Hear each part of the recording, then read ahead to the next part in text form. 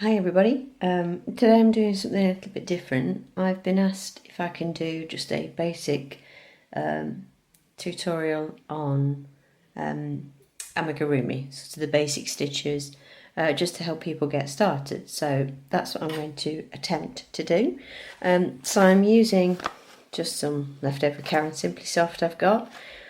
Well, this is a medium 4 worsted weight and it recommends a 5mm hook and needle, so knitting or crochet. But what I would say for amigurumi is I tend to go down a hook size, so this is my 4mm. I don't know if it'll focus, it wouldn't do a second ago. You can sort of see that. This is Susan Bates' hook, it doesn't want to focus. Can you see that? 4mm, still a bit blurry. That's a USG or a 6 and it's 4mm.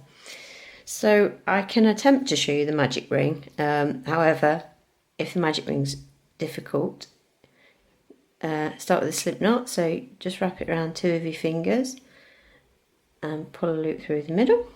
That gives you a slip knot.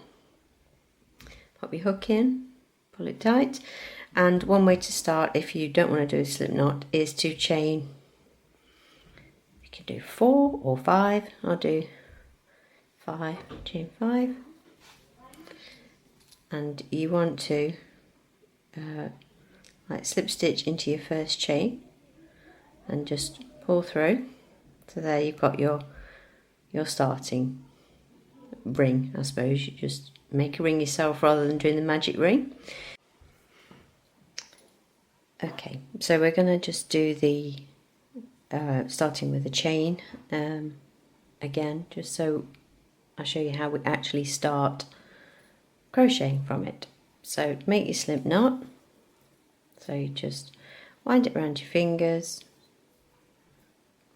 push through, I'm making that look easy, and make your slip knot into your slip knot and chain your desired amount. We'll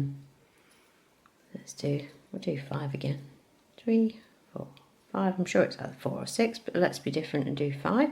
So chain that and then go into your first chain and just slip stitch. Okay, so that gives you, you're working into that centre hole. So what you do is chain 1.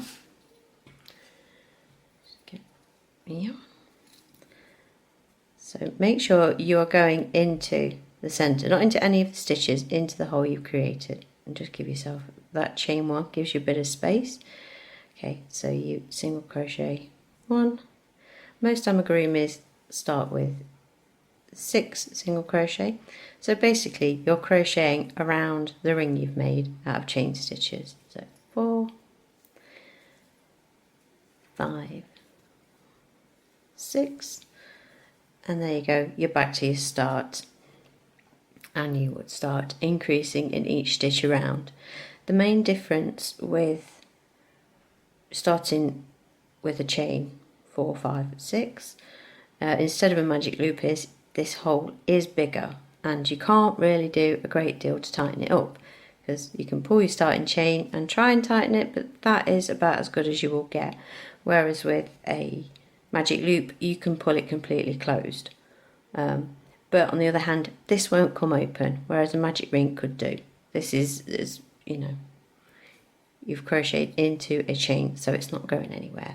So there are pros and cons for each way of doing it. It's perfectly fine to start something like this.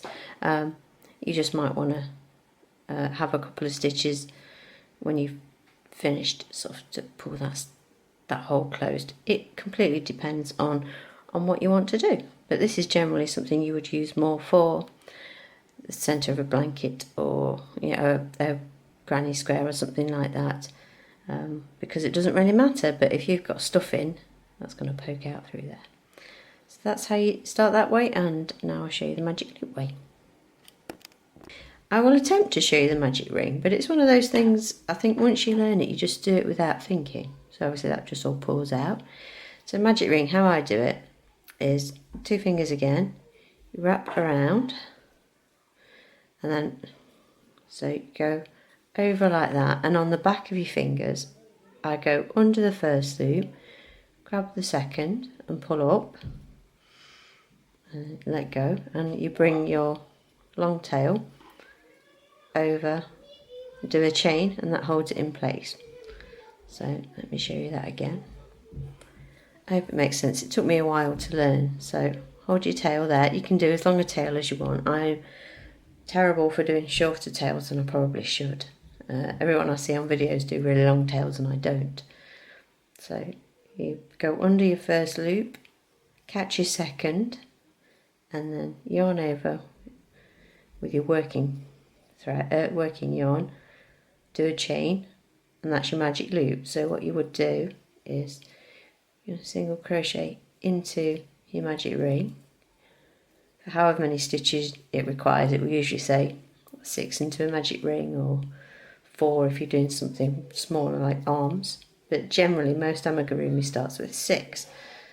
So we'll do 6. If you can hear background noise, I am very sorry. We have a house full of boys and they've been perfectly quiet and lovely, and then I turn the camera on and they start shouting, which is lovely.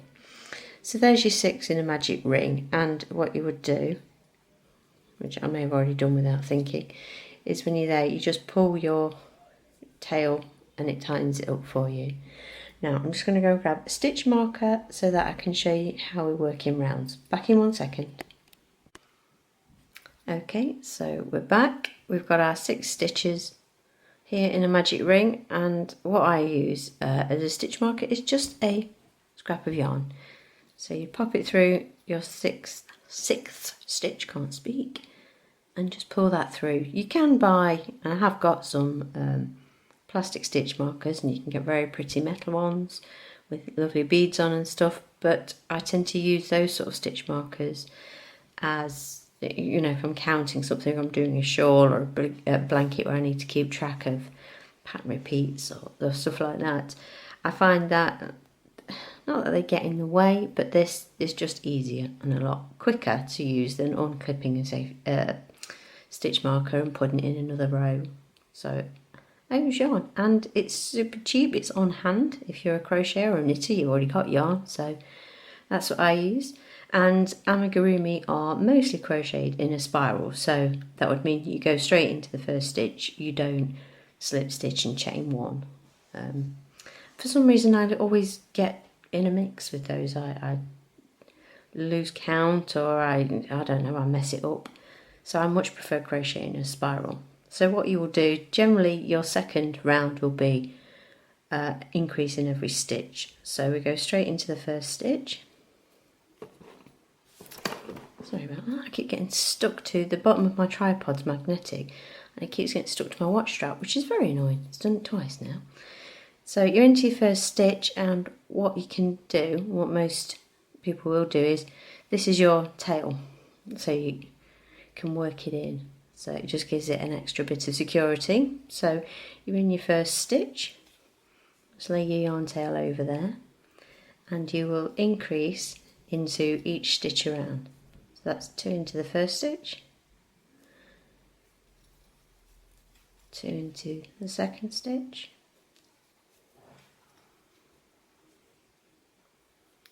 2 into the third stitch. And amigurumi is it's quite fiddly, I suppose, to get started, especially when you're doing small rows.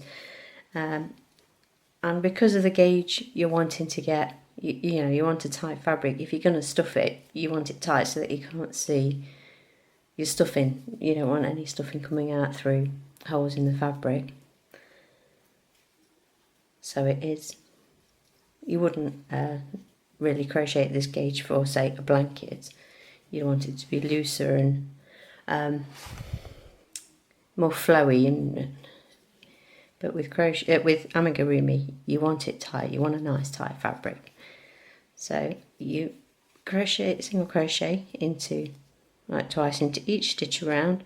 So you've gone from 6 stitches up to 12, and then again go. I cannot do this through a camera screen. Bear with me. Get all tangled up. So you go through your last stitch on like the 3rd attempt and just pull your yarn through. Doing this, you don't have to take it out of the first row that you've marked. You can leave it in there, and you can just keep going with your stitch marker in, And then if something terrible does happen, you have to rip back several rows, you still know where each row ends. And I first started doing that after watching Nikki of the Golden Jelly Bean making her sock boys. She had the stitch, she left her stitch markers in, and it was also good, say if you had to do 10 rows of just single crochet around and you lost count, you could count your ins and outs of your yarn, of your markers, see how many rounds you've done.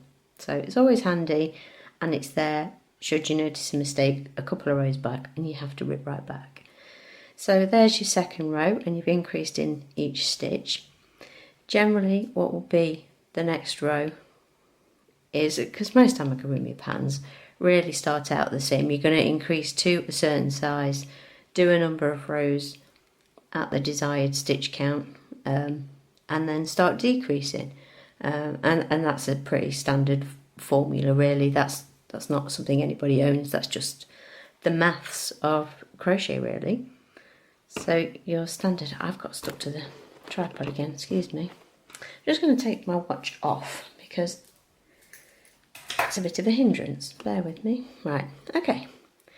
So you will single crochet into the first stitch and then you increase in the second stitch. And you will do this all the way around, so it's just increase is just 2 stitches into the same stitch, and then it will be 1 single crochet and increase, or 2 single crochets into the next stitch. So it's quite simple once you get going, and a lot of this is not it's not new to people, but for anyone who's just a little bit unsure what to do. Sorry if I'm hitting the tripod. So you do 1 stitch in the 1 single crochet, 2 single crochets in the next stitch, 1 single crochet, 2 single crochet. Now it can start the other way around, so check your patterns. Some people prefer to do the increase first and then a single crochet. Some people will actually mix it up because it does help you get a more spherical shape if you do your increase first on one row and then change it around and just do a single crochet to start. So pull your yarn tail through, and there you go, you've marked your increase, you've marked the end of your row. So we'll do the next row of increase and then we'll look at doing some decreases. Obviously this is not going to be anything, this is not a particular pattern, but it's fairly standard for what you will encounter doing amigurumi. So your second round will be 2 single crochets and then an increase. So single crochet in the first, single crochet in the second, and then do an increase into the third stitch. And you will get to know your numbers pretty quickly. So you go from 6 to 12, then to 18, then 24, 30 stitches, 36, and so on. And you'll get to know this just without thinking about it. So single crochet once, single crochet twice, and then 2 single crochets in your third stitch. And I've come across patterns worded in so many different ways, but as long as you've got an understanding of it, some people will just say increase in the third stitch, some people will say 2 single crochet then an increase. You will get to know just by looking at the numbers, the stitch count for the end of the row. You'll start to know what they mean, and it's very rare that you'll get to that number doing anything other than this. So it'd be 1 single crochet then an increase, then 2 single crochets and an increase, 3 single crochets and an increase, and so on and so on. So we've got our last 3 stitches. So single crochet once, single crochet twice, and then an increase in your last stitch. Okay, so once you're at your desired stitch count for whatever it is you're making. You will single crochet a number of times, you know, in each stitch around for a number of rows, depending on what the pattern is for, and that will give you. So there's the start of. Excuse me, I keep banging the camera. There's the start of your, say, head or something like that, and you will work a number of rows to just give it that body, and then we'll start decreasing. So what I'll do is I'll do 1 row of single crochet with you, then I'll do a few more off camera, and then we'll look at doing some decreases. So on your just standard rows, you just single crochet around. The tail's getting in the way. So just single crochet in each stitch.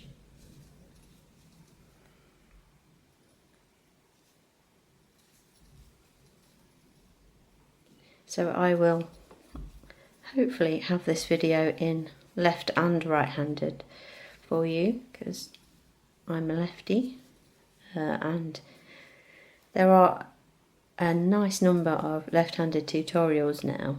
There wasn't so much when I started. There were a few, but there are a lot more now, which is lovely, because I started trying to learn to crochet from books, but obviously all the books that I came across in our local library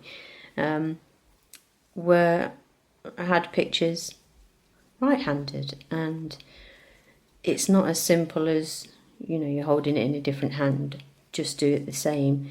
We crochet a different direction, so whereas we crochet clockwise, right-handed people crochet anti-clockwise, so putting certain patterns together can be tricky. If you're joining and following on a right-handed pattern, you have to do everything backwards. There we go. So that's just a row of single crochet. I'm going to add a few more rows and then I will show you decreasing. There are a couple of ways to decrease. There's just a standard decrease and then there's an invisible decrease, and I'll try and show you both and show you the difference in them, and then you can go from there and pick which one you prefer. So let me crochet a few more rows of just single crochet in each stitch and I will be back. Okay, so I've done a few more rows of just single crochet in each stitch around, and you can see it's taking shape. So you're on your way to making a ball or a head, or whatever it is you desire, whatever you want to turn it into. So now we'll look at doing the decreases, and like I say, I'll show you a standard decrease and the invisible decrease. I always used to use a standard decrease, and now I sort of switched to an invisible decrease and don't really give it too much thought, but I'll show you both ways. It's personal preference. It's whatever you want to do. You can see the standard decrease slightly more, it's slightly more obvious than an invisible decrease, but I did it for years. It doesn't matter. It's not a problem either way. So generally with decreasing, you're going to do the reverse of what you did on your increasing. So we're at 24 stitches and we got there by doing 2 single crochets and an increase. So now what we will do is 2 single crochets and a decrease. I'm very sorry if I wobble this camera. So there's 1 single crochet, 2 single crochet, and a standard decrease. You would go through both loops, yarn over, pull up a loop, and into the second stitch, yarn over, pull up a loop, yarn over, pull through both, and there's your decrease, and then single crochet again.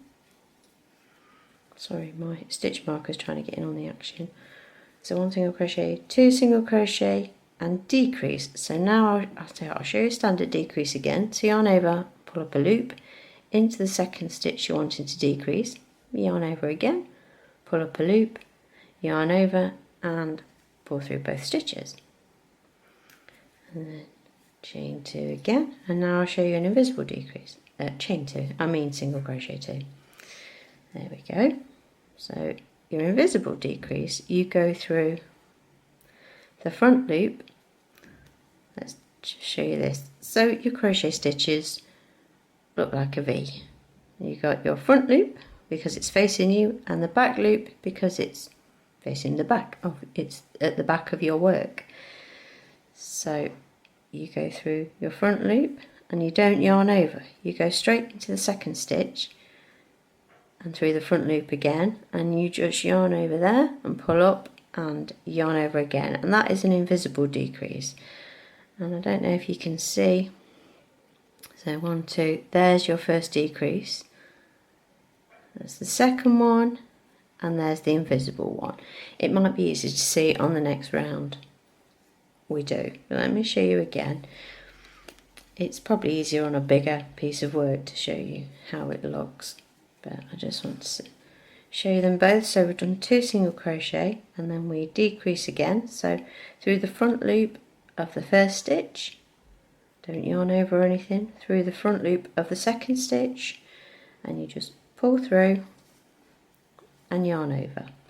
So it is neater. You see your back loops are there untouched, but it doesn't pull so much of the fabric when you do it like that. So it's not such, there's not so much bulk here because you're not going through both loops. You don't get such a pronounced stitch, and it doesn't stand out quite as much when you stuff it. It's obviously, if there's 2 lots of fabric there all in one stitch, it just pokes forward a bit. It's like I say, it's not terribly, it's not going to ruin the look of your amigurumi, but it might just be noticeable. It probably won't be noticeable to anyone else, but you'll probably see it, and whether that bothers you or not is completely up to you. So we've got a couple more decreases to go, so I'll do 1 of each. So standard decrease through both loops, yarn over, pull up a loop, through the second stitch, yarn over, pull up a loop, yarn over, and go through all 3 stitches on your hook. And we'll do 2 more single crochet,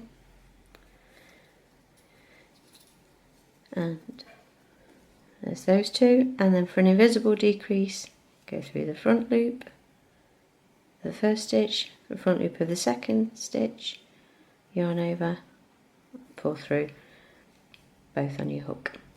Okay, so we'll pull the stitch marker through.